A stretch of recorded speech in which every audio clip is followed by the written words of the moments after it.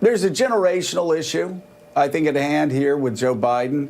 Sometimes there's a cultural issue at hand. I remember famously Jimmy Carter at the opening of the JFK Library leaning over and kissing Jacqueline Kennedy on the cheek, who responded by saying a gentleman in the North, a gentleman does not kiss a woman in public or something like that. I forget. But it was this cultural difference. And maybe with Biden, it is a generational difference. But I do have a feeling that we're going to be watching candidates campaign far differently than they ever have before. Because, you know, when I ran, people wanted to hug me. Man, I hugged them. You know, and there was, you never thought anything twice about it. And in fact, those type of candidates that were, I mean, I never rubbed anybody's nose or kissed them on the back of their head, the campaign trail, but those type of candidates were actually seen as effective candidates that could connect with voters. Now you get the feeling the only safe thing to do if you're running for office is just like, hey, how's it going? And keep a safe distance. I'm not exactly sure what this development means, not only for Joe Biden, but also for campaigning in general.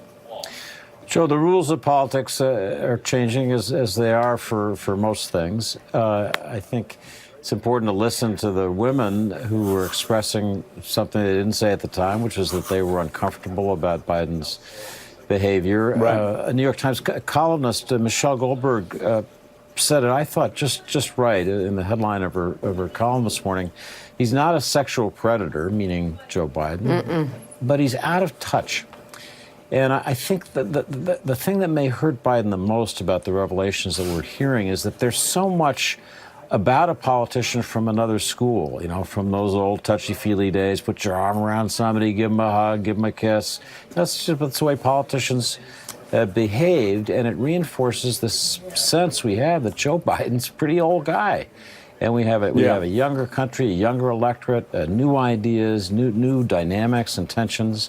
So I think, for me, we'll have to sort through what's being alleged and what isn't. But the thing that's clear and that Biden can't escape is this: he's from a different generation, and is that what America wants right now?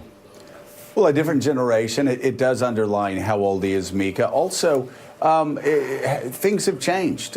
Even since he left the vice presidency, you know, 3-4 years ago, late night comics would show clips of him when he was swearing people in, and everybody would laugh, going, wow, look at Joe. And it wasn't like creepy Joe. It was just, you know, joyous Joe who loved to hug and kiss mothers, brothers, kids. He's affectionate, and I'm just going to push back. And I know I put myself at great peril here. There could be more, whatever. More of what? I want to ask, because so far these two women have gotten national coverage for something they say was not sexual. So what was it? Affectionate, and they didn't like the affection? I don't know what line we're drawing here. And Katty Kay, you retweeted Karen Timmelty's piece that basically talks about how Biden needs to change his behavior, but the mob needs to cut it out too. And I'm worried about the mob here. Okay, this is not where Me Too wants to go, in my opinion. Maybe thousands of women will come forward and prove me wrong.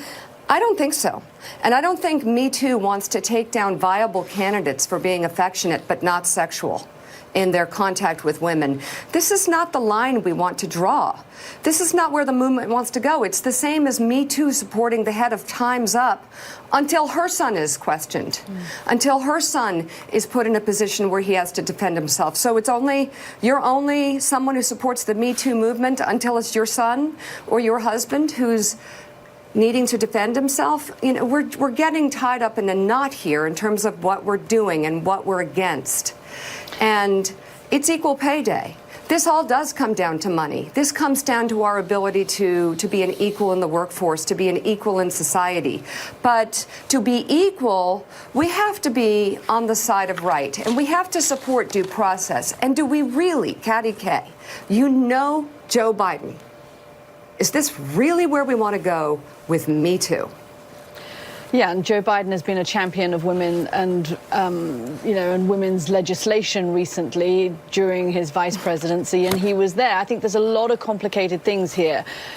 Joe just talked about the fact that when he was out on the campaign trail, he did hug people. That's what politicians do. They kiss babies, they hug people, they shake hands.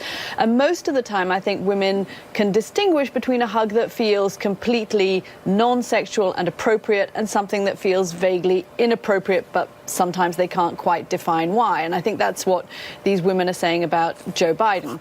I also agree that a social movement like the Me Too movement has to become more sophisticated, more mature in its responses. And that's what I thought was interesting about Karen's piece, actually, was where she was saying, this is a movement that has to become mature in the way that it deals with past transgressions, and are there things that are seen as more extreme than the other? Because otherwise, if we're going to paint everybody, tar everybody with the same brush, then everybody is going to be kicked out at some point, and it's going to become a revolution that eats itself. So it has to be handled with much more nuance. And I think the other thing here is that Democrats can understandably, and you've seen the number of people that have rallied behind Joe Biden in the last 24 hours has been impressive, both from the Democratic and the Republican side. But Democrats understandably can look at this, the allegations against Joe Biden, and say, but hold on a second, we have a president in the White House who has said things that are far, far worse than this, and he got elected after that tape, that Access Hollywood tape came out. So how is this fine for Donald Trump? Perhaps even picks him up votes amongst some voters, but Joe Biden can't even perhaps launch his campaign because of allegations that are far, far different from the kind of thing that we've been talking about in the context of Donald Trump. Yeah, I mean, I think Karen Tumblety makes a really good point when she says Joe needs to knock it out. If he does, campaign, new day, new campaign trail, new reality. I think that's sad. But what's that? I think that's sad. I think the next time I see Joe Biden, if he doesn't hug me and give me a kiss and hold my hand while we're talking to you, that's a new Joe Biden, and that's not the Joe Biden I knew. He's a nice guy. He's not a predator, and this is ridiculous. Let me just say it. This is ridiculous. It's completely, the whole thing has gotten, the conversation has gotten out of control.